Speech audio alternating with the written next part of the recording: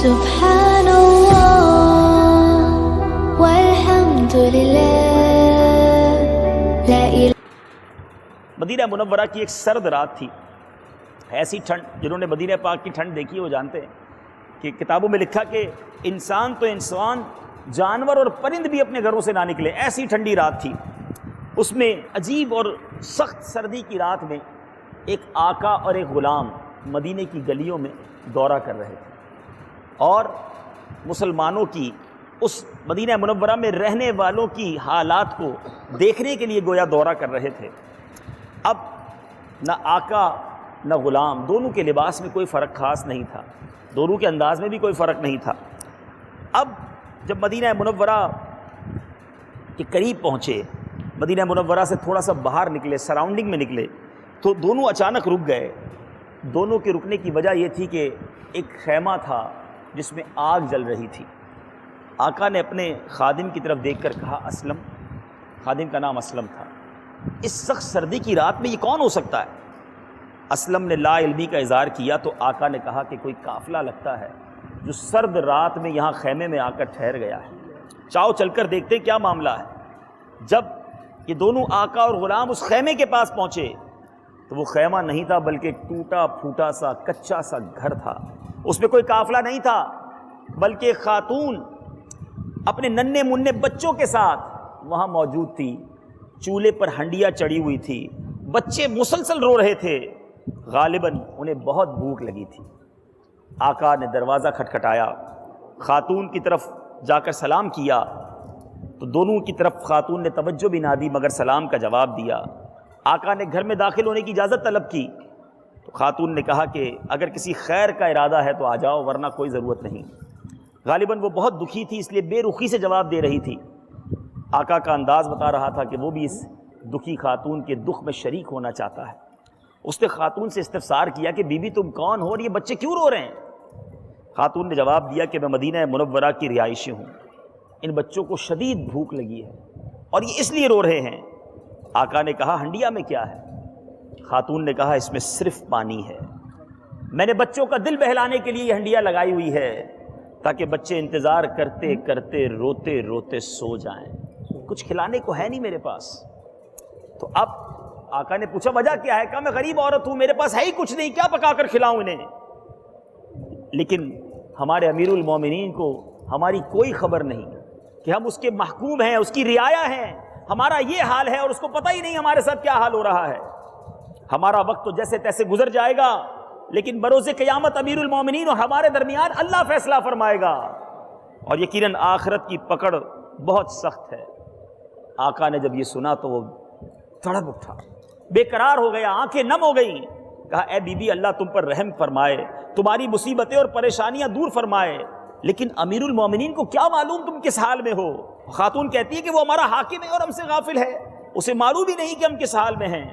بہرحال وہ آقا دکھی دل کے ساتھ دروازے سے باہر آیا، اپنے خادم اسلم سے کہتا ہے کہ میرے ساتھ جلدی جلدی چلو۔ دونوں واپس مدینہ منورہ آئے۔ آقا بڑی گہری سوچ میں تھا۔ اب میٹھے اسلامی بھائیوں، دونوں ایک غلے کے گودام کے قریب گئے، خادم نے دروازہ کھولا، آقا نے ایک بوری میں آٹا، کچھ کھجوریں، چاول، اناج ڈالا، کچھ رقم بھی ڈالی، اور اسلم اپنے خادم سے کہتا ہے کہ میری پیٹھ پر یہ بوری لاد دو۔ خادم کہتا ہے حضور میں خادم، آپ آقا، اگر کوئی بوری لے کر بھی جانی ہے تو میں اٹھا لیتا ہوں۔ آقا کہتا ہے کہ نہیں، آج دنیا میں تو میرے حصے کا بوجھ اپنی پیٹھ پر لاد لے گا، میری تکلیف کو برداشت کر لے گا، لیکن یاد کر اس دن کو جس کی کوئی جان کسی دوسری جان کا بوجھ نہ اٹھا پائے گی اور کسی کی تکلیف دوسرے کو نہیں دی جائے گی، کیا اس دن بھی تو میرا بوجھ اٹھا سکے گا؟ خادم اپنے آقا کا جب یہ جواب سنتا ہے جو فکر آخرت سے بھرا ہوا جواب ہے، خاموش ہو گیا۔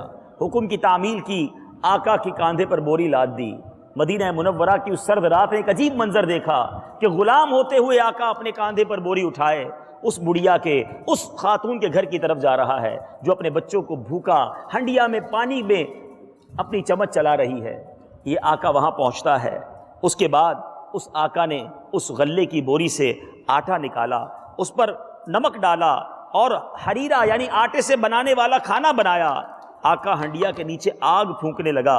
یہاں تک کہ دھواں اس کی داڑھی کے درمیان سے نکل رہا تھا، وہ پھونک بھی مارتا جا رہا، آگ بھی جلاتا رہا، ہنڈیا میں کھانا بھی پکاتا رہا، بالآخر کھانا پک کر تیار ہو گیا۔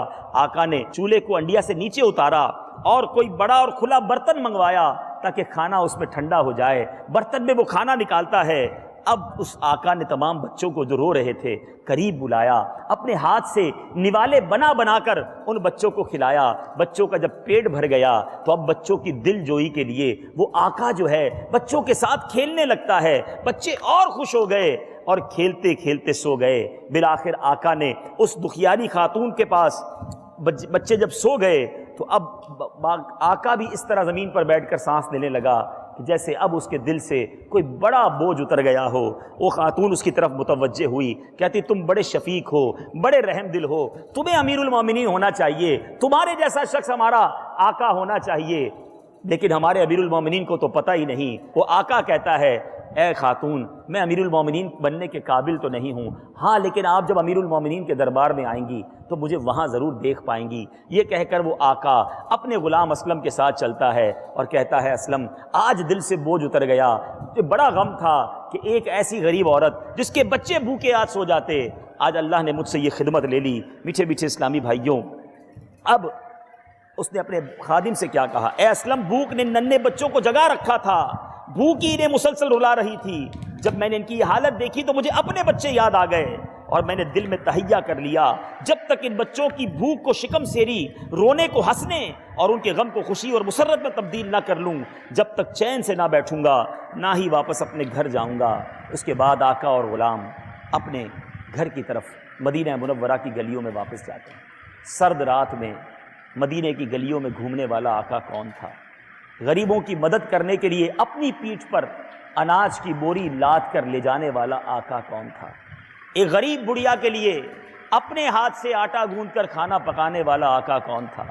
ان بچوں کے ساتھ بچہ بن کر کھیل کر ان غریب بچوں کے چہرے پر مسکراہٹ لانے والا آقا کون تھا؟ یہ کوئی اور نہیں، یہ ہم سب کے آقا امیر المومنین حضرت عمر بن خطاب رضی اللہ تعالیٰ عنہ کا واقعہ ہے۔ اللہ تعالیٰ تربت سیدنا عمر بن خطاب رضی اللہ تعالیٰ عنہ پر کروڑوں انوار و تجلیات کی بارش برسائے۔ ذمہ داری کا احساس ہو تو ایسا، اپنی رعایا کی فکر ہو تو ایسی، اللہ تبارک و تعالیٰ نے کوئی ذمہ داری دی ہے تو اس ذمہ داری کو ادا کرنے کی فکر ہو تو ایسی۔